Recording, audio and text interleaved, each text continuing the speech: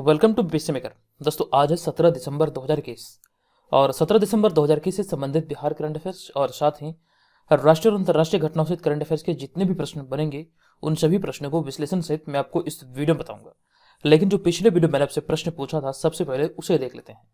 तो पिछले वीडियो का हमारा प्रश्न था कि हाल ही में नीति आयोग द्वारा जारी एक रिपोर्ट में शिक्षा के क्षेत्र में बिहार के किस जिले को देश भर में दूसरा स्थान मिला है। बिहार करंट अफेयर्स के दृष्टिकोण से यह प्रश्न इंपॉर्टेंट था। इस प्रश्न बारे में कंप्लीट जानकारी मैंने आपको दिया था और बताया था इसका राइट आंसर होगा ऑप्शन नंबर बी, यानी कि मुजफ्फरपुर को पूरे भारत में दूसरे स्थान पर रखा गया है। जो रिपोर्ट अभी हाल ही में नीति आयोग की तरफ से जारी किया गया और ये शिक्षा पर मतलब कह सकते हैं ये रिपोर्ट था। अब यहाँ पर अगर हम इस रिपोर्ट की बात करें तो इस रिपोर्ट में पहले स्थान पर झारखंड का एक जिला है दुमका, जो कि इसमें पहले स्थान पर है। और वहीं पर अगर हम बात करें इस रिपोर्ट में दूसरे, तीसरे, चौथे और पांचवें स्थान पर कौन कौन सा जिला है, तो ध्यान रखिए पहले स्थान पर झारखंड का एक जिला है दुमका, जबकि दूसरे, तीसरे, चौथे स्थान पर और साथ ही साथ पांचवें स्थान पर बिहार का जिला है। यानी कि टॉप 5 में बिहार के 4 जिले शामिल है, जिनमें मैंने आपको बताया था कि मुजफ्फरपुर को इसमें दूसरे स्थान पर रखा गया है। वहीं पर अगर हम बात करें औरंगाबाद की, जो यहाँ पर हमने लिखा है औरंगाबाद ऑप्शन नंबर डी में है और इसको तीसरे स्थान पर रखा गया है। और वहीं पर अगर हम बात करें चौथे स्थान पर, तो बांका जिला को चौथे स्थान पर रखा गया। ये ध्यान रखिए, औरंगाबाद तीसरे स्थान पर, बांका चौथे स्थान पर और पांचवें स्थान की अगर हम बात करें तो शेखपुरा को पांचवें स्थान पर रखा गया है। इस तरह से टॉप 5 में बिहार के 4 जिले शामिल है और मुजफ्फरपुर दूसरे स्थान पर है। अब यहाँ पर एक चीज ध्यान रखिए, रोहतास की बात आई है तो रोहतास के बारे में एक पॉइंट मैंने आपको बताया था कि बिहार का पहला बटरफ्लाई पार्क रोहतास जिले में बनाया जाएगा और 2011 की जनगणना के अनुसार बिहार में रोहतास जिले का साक्षरता दर सर्वाधिक था। तो ये सारी चीजों को यहां से आपको ध्यान रखना है। हालांकि यहां पर इस प्रश्न का राइट आंसर होगा हमारा ऑप्शन नंबर बी, यानी कि मुजफ्फरपुर को इसमें दूसरे स्थान पर रखा गया है। और एक यहाँ पर यह ध्यान रखें, जो लोग बिहार में आयोजित होने वाले किसी भी प्रतियोगी परीक्षा की तैयारी में लगे हैं तो इस वाले पीडीएफ को आप लोग जरूर डाउनलोड कीजिए। इसका लिंक आपको इस वीडियो के डिस्क्रिप्शन में दिया गया, आप वहां पर जाकर के इसको डाउनलोड कर सकते हैं। इस पीडीएफ की अगर विशेषता की बात करें तो इसमें जनवरी 2021 से नवंबर 2021 तक के बिहार स्पेशल करंट अफेयर्स को शामिल किया गया है, जो कि आगामी सभी एग्जाम के लिए आपके लिए उपयोगी हो सकता है। और इन सब के अतिरिक्त ये ध्यान रखें, जो लोग बीपीएससी और सीडीपीओ जैसे एग्जाम की तैयारी में लगे हैं तो बीपीएससी मेकर ऐप के थ्रू आप अपनी तैयारी को बेहतर तरीके से कर सकते हैं। जो हमारा ऑनलाइन टेस्ट सीरीज चल रहा है इसमें आप पार्टिसिपेट कर सकते हैं और आगामी एग्जाम को देखते हुए अपनी तैयारी का आकलन कर सकते हैं कि आगामी एग्जाम में आपकी परफॉर्मेंस किस तरह से रह सकती है। ये सारा का सारा चीजें यहाँ से आप पता कर सकते हैं। अब यहाँ पर आपको ये ध्यान रखना, इस ऐप के माध्यम से यानी कि बीपीएससी मेकर ऐप पर आपको क्या क्या चीजें मिलेगी। ध्यान दीजिएगा, यहाँ पर आपको 50 फुल लेंथ प्रैक्टिस पेपर मिलेगा जो कि हिंदी भाषा में उपलब्ध है और ये सारे ऑनलाइन टेस्ट का आपको पीडीएफ फाइल भी उपलब्ध कराया जाएगा। और इसके अलावा हमारा दूसरा यह है कि इस सीरीज के अंतर्गत जो आप वीडियो देखते हैं बिहार करंट अफेयर्स और साथ साथ राष्ट्रीय और अंतर्राष्ट्रीय घटनाओं का, तो इसका भी आपको डेली और मंथली नोट्स प्रोवाइड किया जाएगा। इसके अलावा और भी कई सारे स्टडी मटेरियल है, कई सारे नोट्स है जो कि आपको यहाँ पर बीपीएससी मेकर ऐप पर आपको मिलेगा, जो कि आगामी एग्जाम के लिए आपके लिए डिजाइन किया गया। तो आप लोग इसका भरपूर लाभ उठाइए। ऑलरेडी यहाँ पर 10,000 से अधिक लोग इसमें रजिस्टर हो चुके हैं, तो आप भी इसमें रजिस्टर करके अपनी तैयारी को बेहतर तरीके से कर सकते हैं। अब यहाँ पर हम चलते हैं आज के पहले प्रश्न पे। एक एक करके मैं आपको सारे प्रश्न बताऊंगा और जो इनसे संबंधित एक्स्ट्रा फैक्ट्स होगा वो भी आपको बताऊंगा। आज का यहाँ पे हमारा पहला प्रश्न है कि हाल ही में द्वितीय पक्षी महोत्सव कलरव का आयोजन बिहार के किस जिले में किया जाएगा। इंपॉर्टेंट प्रश्न है और इस प्रश्न का हमारा right answer option number D, यानी कि बिहार के भागलपुर जिले में इसका कह सकते हैं आयोजन किया जाएगा। तो ऑप्शन नंबर डी यहाँ पर इसका राइट आंसर होगा। लेकिन यहाँ पर आपको यह ध्यान रखना, इससे पिछला वाला जो संस्करण था यानी पिछला वाला जो आयोजन हुआ था यह 2020 में जमुई में किया गया था। अब यहाँ पर आपको इस प्रश्न के बारे में विस्तृत जानकारी दे दूं कि बिहार सरकार द्वारा पिछले वर्ष से आयोजित होने वाले पक्षी महोत्सव कलरव का आयोजन जनवरी के तीसरे सप्ताह में भागलपुर के कदवा दियारा में किया जाएगा। आपको ध्यान रखना, यह प्रस्तावित है और यह भागलपुर जिले में आयोजित होगा। तो यहां से आप ये ध्यान रखें कि पिछले वर्ष 3 दिवसीय पक्षी महोत्सव कलरव का आरंभ हुआ था, यानी कि इसकी जो शुरुआत हुई थी ये 2020 में हुई है और ये 2020 से मतलब ये दूसरा संस्करण है जो कि भागलपुर में मतलब आयोजित किया जाएगा। हमने यहाँ पे अगले पॉइंट में लिखा कि प्रथम पक्षी महोत्सव कलरव जमुई के नागिनट्टी में हुआ था और पिछला वर्ष इस कार्यक्रम का उद्घाटन कर सकते हैं मुख्यमंत्री नीतीश कुमार जी द्वारा किया गया था। तो ये सारी तमाम चीजों को यहाँ से ध्यान रखें, ये इंपॉर्टेंट प्रश्न है, यहाँ से आपके प्रश्न बन सकते हैं। जमुई में ही नागिनट्टी पक्षी अभ्यारण्य है और यहीं पे इसका कह सकते हैं पहला संस्करण आयोजित हुआ था। अब यहाँ पे हमारा दूसरा प्रश्न होगा, यह भी इंपॉर्टेंट है। ये दूसरा प्रश्न है कि फूड हाइजीन के मामले में देश के टॉप 20 शहरों में बिहार के किस जिले को शामिल किया गया है। बिहार करंट अफेयर्स के दृष्टिकोण से इस तरह के प्रश्न इंपॉर्टेंट होते हैं और इस प्रश्न का हमारा right answer option number A, यानी कि पटना इस प्रश्न का सही उत्तर होगा। आपको इस प्रश्न के बारे में विस्तृत जानकारी दे दूं कि स्मार्ट सिटीज मिशन व food safety and standard authority of India यानी कि FSSAI की संयुक्त पहल इट स्मार्ट सिटी चैलेंज में पटना को शीर्ष 20 शहरों की सूची में शामिल किया गया है। यानी कि बिहार का एकमात्र शहर है पटना जो कि एक टॉप 20 शहरों की सूची में शामिल किया गया है फूड हाइजीन के मामले में, अब इसमें शामिल किया गया है। हमने यहाँ पे अगले पॉइंट में लिखा कि 15 अप्रैल 2021 को लॉन्च हुई प्रतिस्पर्धा में देश के सभी 100 स्मार्ट सिटीज के साथ कुल 109 शहरों ने भाग लिया।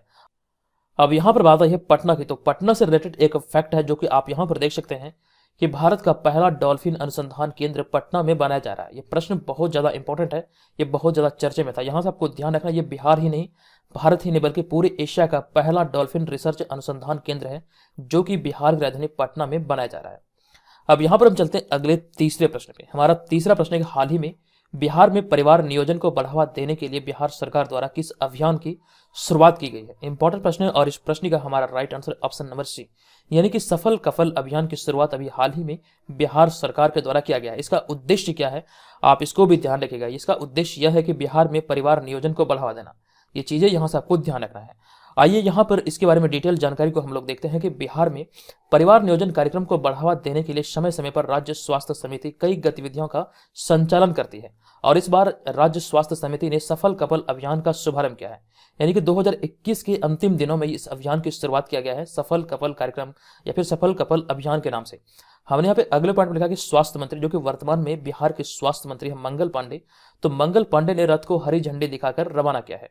यानी कि आपको यहां से ध्यान रखना, परिवार नियोजन को बढ़ावा देने के इस कार्यक्रम को या फिर इस अभियान को स्वास्थ्य मंत्री मंगल पांडे ने हरी झंडी दिखाकर रवाना किया है।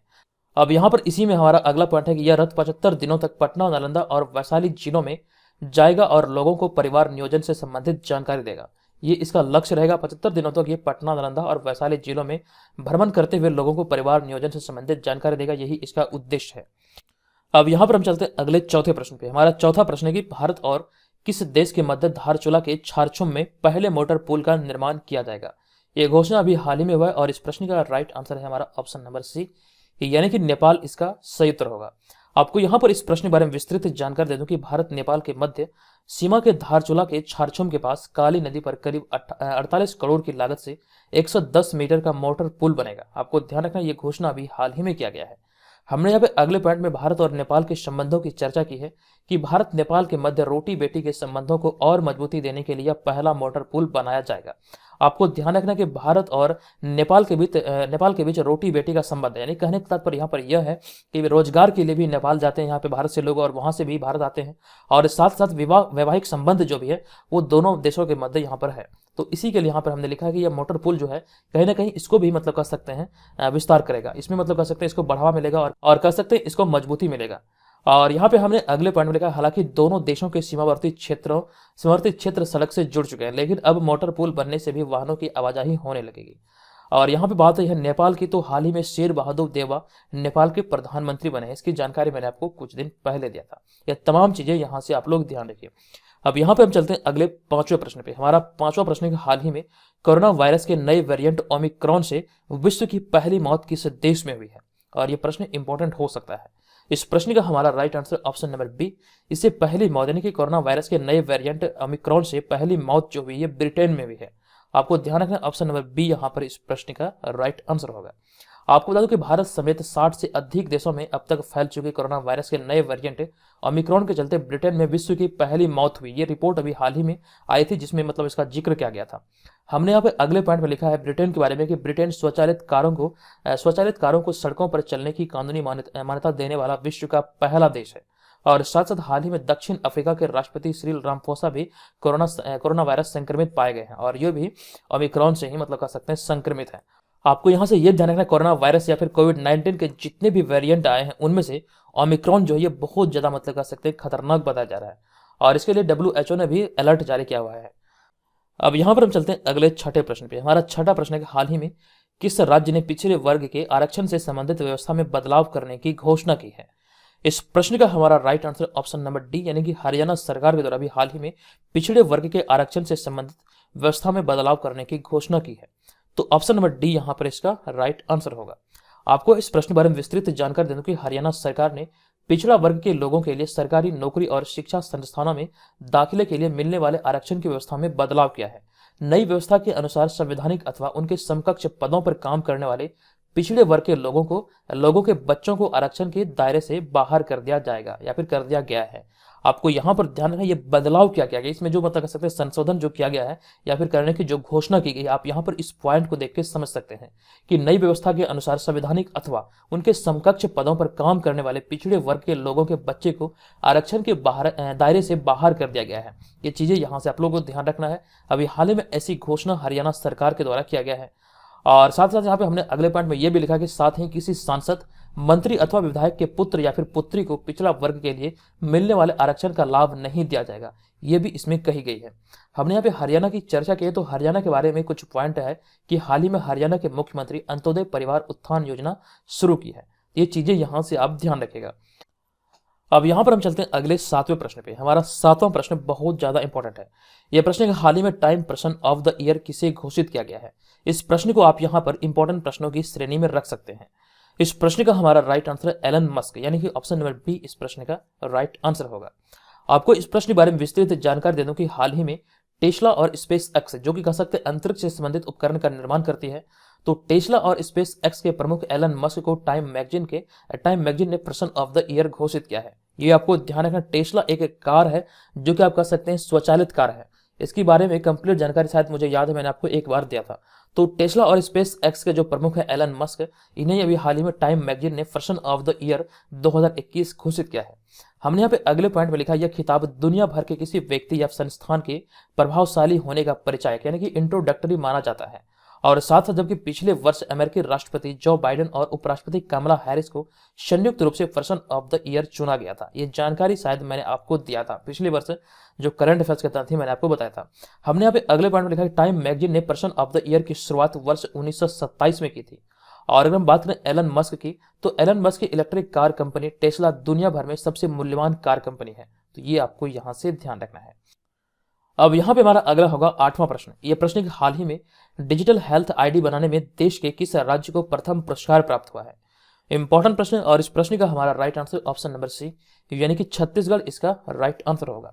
आपको यहाँ पर इस प्रश्न के बारे में विस्तृत जानकारी दे दूं कि हाल ही में हेल्थ एंड वेलनेस सेंटर के माध्यम से सर्वाधिक डिजिटल हेल्थ आईडी बनाने के लिए छत्तीसगढ़ को राष्ट्रीय स्तर पर प्रथम पुरस्कार प्राप्त हुआ है।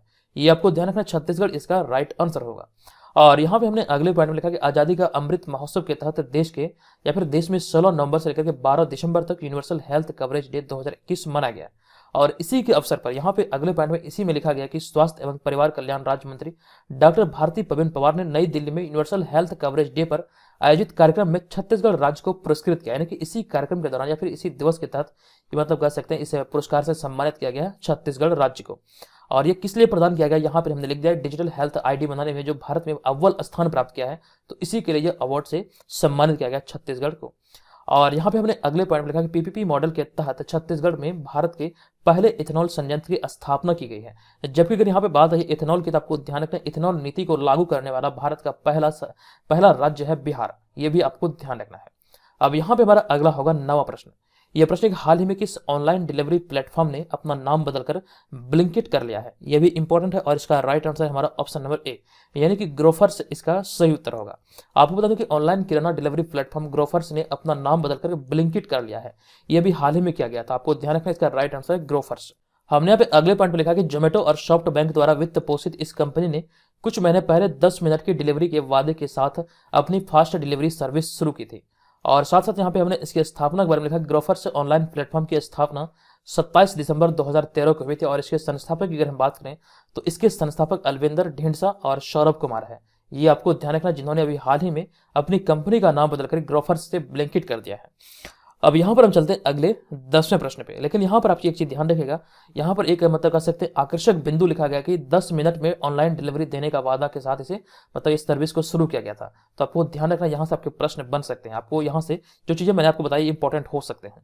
हमारा अगला होगा 10वां प्रश्न। लेकिन उससे पहले आपको बता दूं कि बीपीएससी मेकर करंट अफेयर्स के नाम से हमारा एक बुक मार्केट में लॉन्च हुआ है। आप नजदीकी बुक स्टॉल पर जाकर के इस बुक को परचेज कर सकते हैं। और साथ साथ इस वीडियो के डिस्क्रिप्शन में फ्लिपकार्ट और अमेजन का लिंक डाला गया, आप वहां पर जाकर भी इस बुक को परचेज कर सकते हैं।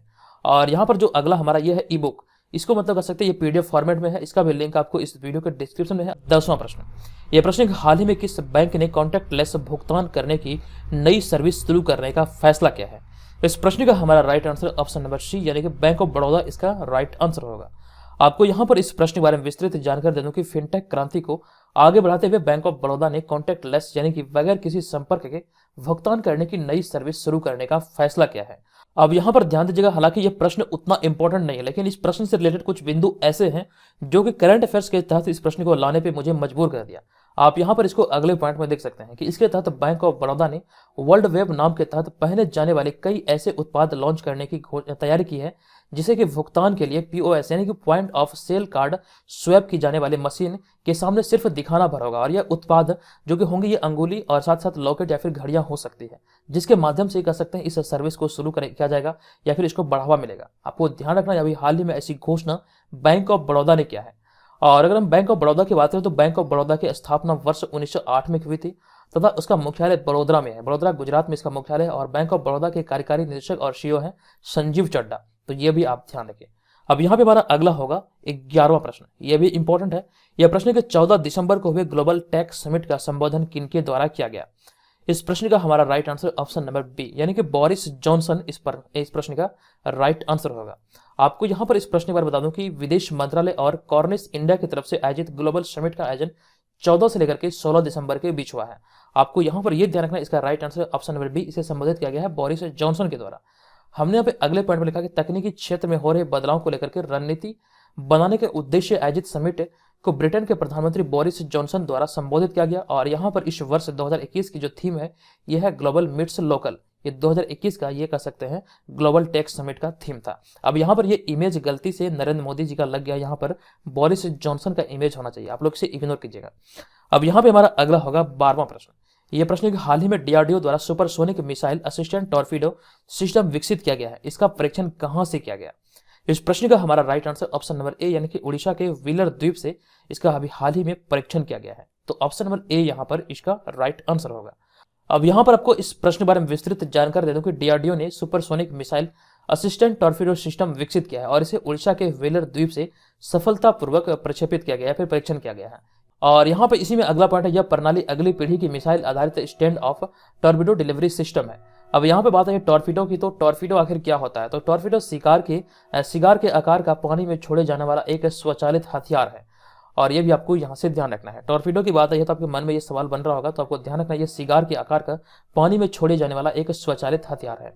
अब यहाँ पे हमारा अगला पॉइंट है, इसे सबमरीन से लॉन्च किया जाता है, यानी कि टॉर्पीडो को ही सबमरीन से लॉन्च किया जाता है और साथ साथ टॉर्पीडो समुद्र की गहराई में विस्फोट करके अपने लक्ष्य को भेद सकता है।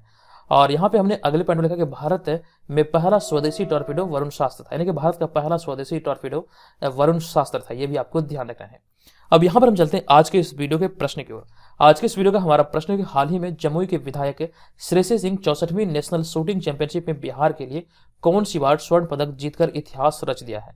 कंप्लीट जानकारी यहाँ से मैंने आपको दिया है। आप बताइए इस प्रश्न का राइट आंसर क्या होगा। और जो लोग ऑनलाइन टेस्ट सीरीज में भाग लेना चाहते हैं और हमारे स्टडी मटेरियल को प्राप्त करना चाहते हैं तो बीपीएससी मेकर ऐप के थ्रू आप इसमें भाग ले सकते हैं और यहाँ से हमारे सारे स्टडी मटेरियल को प्राप्त करके तैयारी को बेहतर तरीके से कर सकते हैं। आपको यहाँ पर यह ध्यान रखना है कि 67वीं एग्जाम नजदीक है। अगर आप 68वीं के बारे में सोच रहे हैं तो भी आप इस ग्रुप को ज्वाइन कर सकते हैं या फिर यहाँ पर मेंबरशिप ले सकते हैं, क्योंकि ये जो मतलब कर सकते हैं मेंबरशिप, ये निरंतर चलता रहेगा। आपका जो 1 वर्ष का प्लान है या फिर 6 महीने का प्लान है, ये कोर्स कभी भी बंद नहीं होगा, ये निरंतर यूं ही चलता रहेगा। जितने भी मटेरियल आएंगे इस कोर्स में उसका आप लोग भरपूर लाभ उठाते रहेंगे। तो जितनी जल्दी आप इसे ज्वाइन करेंगे उतना जल्दी मतलब या फिर उतना अच्छा आपके लिए होगा। तो आप यहाँ पर इसको ज्वाइन करके तैयारी को बेहतर तरीके से कर सकते हैं। ये निरंतरता यूं ही बनी रहेगी, तो आप लोग इसका भरपूर लाभ उठाइए और एग्जाम में बेहतर कीजिए और यहाँ पर एक सीट पक्की कीजिए। तो दोस्तों आज के इस वीडियो में इतना ही, मिलेंगे नेक्स्ट वीडियो में, तब तक के लिए धन्यवाद। जय हिंद।